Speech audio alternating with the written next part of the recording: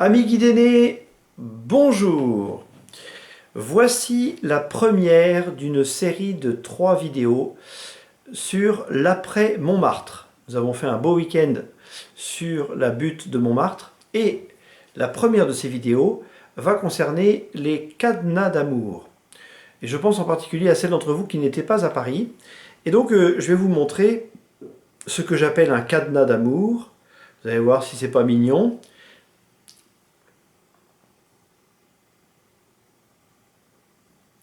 Il y avait à Paris, sur le bord de la basilique de Montmartre, des Pakistanais qui vendaient des cadenas.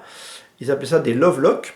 Et donc, le principe, vous le connaissez, c'est très couru à Paris cette chose-là. On prend un cadenas ou deux, enfin selon les pratiques, on l'accroche à un endroit emblématique et important de Paris, et puis on jette la clé. Cependant, il y a 3 possibilités. Et ceci est éclairant pour 2 sujets. Le premier sujet qui est celui du mariage et l'autre qui est celui de la vie spirituelle et en particulier la consécration au Sacré-Cœur que nous avons faite le samedi soir de ce beau week-end. Pour le mariage, il y a, par rapport à ce cadenas d'amour, il y a 3 possibilités, disais-je. La première possibilité, c'est de se demander si, oui ou non, on va bloquer le cadenas et se débarrasser de la clé. Donc pour l'instant, on a encore le cadenas et la clé, et on hésite, et on réfléchit. Ça, c'est les fiançailles. Les fiançailles, on achète le cadenas, on se prépare, on met... alors je crois que c'est Adeline et Valentin, à qui on souhaite beaucoup de bonheur. Voilà, on met Adeline et Valentin, on prépare tout, la clé, machin, tout est prêt pour sceller l'amour. Ça, c'est les fiançailles.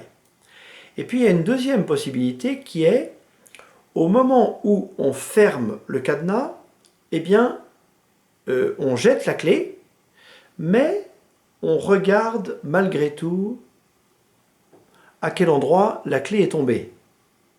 Vous voyez ce que je veux dire? On se donne à l'autre, mais il y a une partie de nous-mêmes qui n'est pas encore complètement donnée. Et ça, je crois que ça désigne les tout débuts du mariage. On ne peut pas imaginer que la clé soit totalement donnée d'une manière, totalement jetée d'une manière absolue. Hélas, ça prend du temps de se donner complètement. Et c'est la raison pour laquelle il y a la troisième possibilité qui est de jeter la clé, par exemple dans la Seine. Il y a un pont de Paris qui d'ailleurs tombait à cause de la masse des cadenas. Et donc, quand on jette la clé dans la Seine, on est sûr de ne pas la récupérer. Et alors là, pour le coup, ça désigne ce moment du mariage, mais c'est pareil pour les religieuses ou pour les prêtres, c'est-à-dire ce moment où il y a un basculement total, on jette la clé, et ça y est, c'est vraiment donné, quoi. Et donc, qu'est-ce que la consécration au Sacré-Cœur que nous avons faite samedi soir?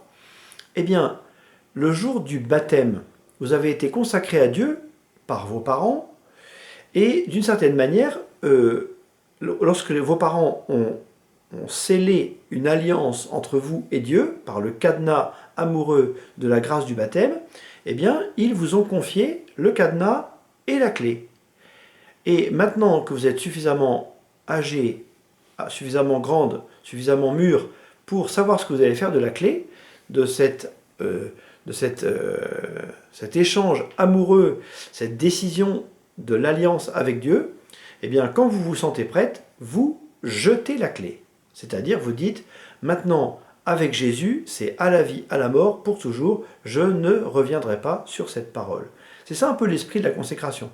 Bon, peut-être que dans la réalité, il y a plusieurs degrés, peut-être qu'il y en a 7, dirait Sainte Thérèse d'Avila, c'est-à-dire un premier degré où on se donne à Dieu.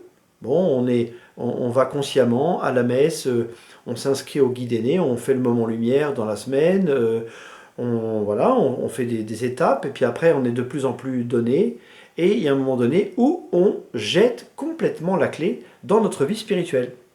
Ça ne marche pas que pour le mariage, la vie sacerdotale ou la vie religieuse, ça marche aussi pour notre relation avec Dieu. Et donc, les moments lumière, dans la vie d'une guide aînée, ce sont des moments où, petit à petit, on apprend le jeter de clés. Voilà. Et on apprend à le jeter de plus en plus loin, de façon à être complètement consacré à Dieu, ce que nous sommes déjà par le baptême, mais voilà, on a encore la clé à la main. Qu'est-ce qu'on va faire? That is the question, aurait dit William Shakespeare.